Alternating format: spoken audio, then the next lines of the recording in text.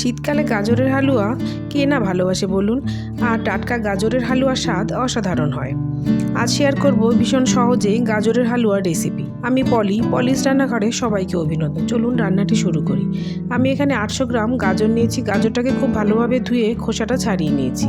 আমি এখানে হলুদ গাজরটা ব্যবহার করলাম। আপনারা চাইলে লাল গাজরটাও ব্যবহার করতে পারেন, তবে হলুদ গাজরের কালারটা আমার কাছে বেশি ভালো লাগে। দেশি গাজরের স্বাদটাও খুবই বেশি হয়, সেজন্য আমি এই গাজরটাই ব্যবহার করলাম। একটা প্লেট নিয়ে নিলাম আর একটা গ্রেটার নিয়ে নিলাম। এরকম ছোট গ্রেটার দিয়ে আমি গাজরটাকে এরকমভাবে কুড়িয়ে নিচ্ছি। সবগুলো গাজরই আমি এভাবে কুড়িয়ে নেব। দেখুন এরকম মিহি করে আমি কুড়িয়ে নিয়েছি। যতটা মিহি করে কুড়োনো যাবে গাজরের হালুয়াটা খেতে ততই ভালো লাগবে। এখন আমি কড়াইতে 3 টেবিল স্পুন ঘি দিয়ে দিচ্ছি।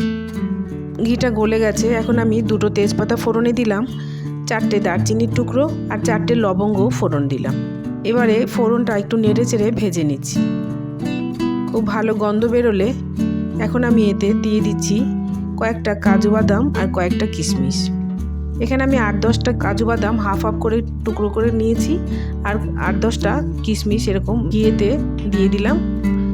এটাকে ভালোভাবে নেড়ে চেড়ে ভেজে নিলাম। এখন আমি কুড়োনো গাজরটা পুরোটাই দিয়ে দিচ্ছি। এভাবে মিহি করে কুড়িয়ে নিলে গাজরের হালুয়াটা রান্নাটাও যত তাড়াতাড়ি হয়ে যাবে, খেতেও সেরকমই খুবই ভালো লাগবে। হাই ফ্লেমে গাজরটাকে খুব ভালোভাবে ভেজে দিতে হবে। 4-5 মিনিট এভাবে নেড়ে চেড়ে আমি ভেজে নিচ্ছি। এভাবে ভেজে দিলে গাজরের কাঁচা গন্ধটা চলে যাবে। 3-4 মিনিট পরে আমি একটু ঢাকা দিয়ে দিলাম। ঢাকা দিয়ে আমি 3-4 মিনিট রান্না করার পরে ঢাকনাটা খুলে নিলাম। এখন আবারও আমি 4-5 মিনিট ধরে গাজরটাকে এরকমভাবেই ভেজে দেব।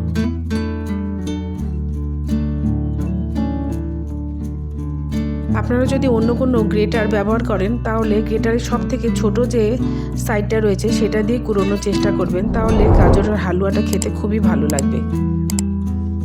এখন আমি এখানে হাফ লিটার দুধ আর 4 টেবিল স্পুন মিল্ক পাউডার একসাথে ফুটিয়ে ঘন করে নিয়েছি। সেই ঘন দুধটা আমি এই গাজরের মধ্যে দিয়ে দিচ্ছি। আপনারা চাইলে এখানে কনডেন্স মিল্ক আর খোয়া ক্ষীরও ব্যবহার করতে পারেন, তো এর স্বাদও একই রকমই হবে। আমি এখানে দুধটাকে ঘন করে ক্ষীর করে নিয়েছি। আমার কাছে এরকমভাবে রান্না করলে গাজরের হালুয়ার স্বাদটা অসাধারণ লাগে। মিডিয়াম ফ্লেমে আমি এখন এটাকে কুক করব। এখন আমি চিনি অ্যাড করে দিচ্ছি। আমি এখানে প্রথমে 150 গ্রাম চিনি দিলাম। 800 গ্রাম গাজরের জন্য আমি 300 গ্রাম চিনি ব্যবহার করব। আপনারা মিষ্টিটা আপনাদের স্বাদ মতো ব্যবহার করবেন। প্রথমে আমি 150 গ্রাম চিনি দিলাম। চিনি মিষ্টিটা বুঝে আমি পরে বাকি চিনিটা অ্যাড করব। চিনিটা দেওয়ার পরে দেখুন কিছুটা জল ছেড়ে গেছে। এবারে হাই ফ্লেমে আমি এটাকে কিছুক্ষণ ধরে রান্না করব। বারবার করে নাড়িয়ে দিতে হবে, যেহেতু দুধের ক্ষীরটা দেওয়া হয়েছে সেজন্য তলায় লেগে যেতে পারে। বারবার করে অনবরত নাড়তে হবে। আমি একবারে পুরো চিনিটা ব্যবহার করলাম না, কারণ যেহেতু মিল্ক পাউডার আমি ইউজ করেছি, মিল্ক পাউডারের মিষ্টি রয়েছে আর তাছাড়া গাজরটাও একটু মিষ্টি হয় খেতে, সেই জন্য আমি বুঝে পরে আমি বাকি চিনিটা অ্যাড করব। দেখুন বেশ একটু ঘন ঘন হয়ে গেছে। গাজরটাও দেখুন একদম সফট হয়ে গেছে। এরকম ছোট গ্রেটারের সাইডটা দিয়ে গাজরটা গ্রেট করলে এরকম সফট হয়ে যাবে। আলাদা করে গাজরটাকে আর সেদ্ধ করতে হবে না। এখন আমি বাকি চিনিটা দিয়ে দিচ্ছি। আমার মনে হলো আর একটু চিনি দিলে টেস্টটা ভালো আসবে, সেই জন্য আমি বাকি চিনিটা এখন দিয়ে দিলাম। এখন আমি গ্যাসের ফ্লেমটা একদম লো করে দিয়ে আমি একটু নেড়ে চেড়ে রান্না করছি। চিনিটা গলে গিয়ে আর একটু জল বেরিয়ে গেছে আর আমি এখানে 1 চামচ ঘি দিয়ে দিলাম। মিডিয়াম ফ্লেমে আরও 2-3 মিনিট ধরে আমি এটাকে কুক করছি। এরকম বেশ ঘন হয়ে গেছে। যখন খুন্তিতে লেগে লেগে ধরবে তখন বুঝতে পারবেন যে আপনার এটা রান্না হয়ে গেছে। যেহেতু ঠান্ডা হওয়ার পরেও এটা আরেকটু টাইট হয়ে যাবে, সেহেতু আমি এর থেকে বেশি আর শুকোবো না। এইভাবে আমি একটু পরে নামিয়ে নেব। গ্যাসের ফ্লেমটা একদম লোতে নিয়ে আমি আরেকটু নেড়ে চেড়ে নিচ্ছি। রেসিপিটি ভালো লাগলে চ্যানেলটিকে অবশ্যই সাবস্ক্রাইব করতে ভুলে যাবেন না। একটা লাইক দিয়ে কমেন্ট করে জানাবেন রেসিপিটি কেমন লাগলো।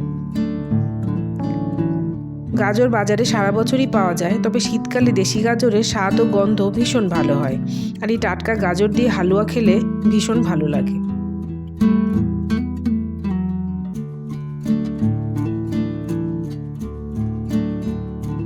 এভাবে গাজরের হালুয়া বানিয়ে ফ্রিজে অনেক দিন পর্যন্ত রেখে খাওয়া যায়।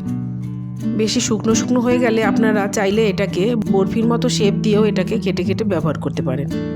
দেখুন আমার হালুয়াটা একদম রেডি। কত সুন্দর হয়েছে দেখতে, খেতেও সেরকমই দুর্দান্ত হয়েছে।